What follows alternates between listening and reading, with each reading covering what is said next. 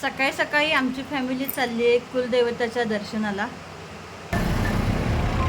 तासाभराच्या प्रवासानंतर आम्ही एकदाचे मंदिराच्या ठिकाणी पोहोचलो.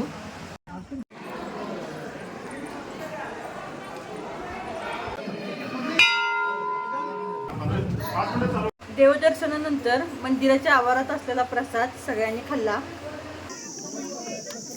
त्याच्यानंतर माझ्या मम्मीने आमच्या कुलदैवताला भाच्यासाठी मागितलेलं नवस माझ्या मामा मामींनी मिळून फेडलं.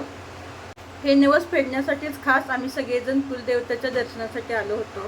त्याच्यानंतर तिथे मला एक माझी फॅन भेटली. तिच्यासोबत व्हिडिओ फोटो वगैरे काढून शिव तसेच मामाच्या लहान मुलाला थोडीफार खेळणी खरेदी करून आम्ही मंदिरातून निघालो.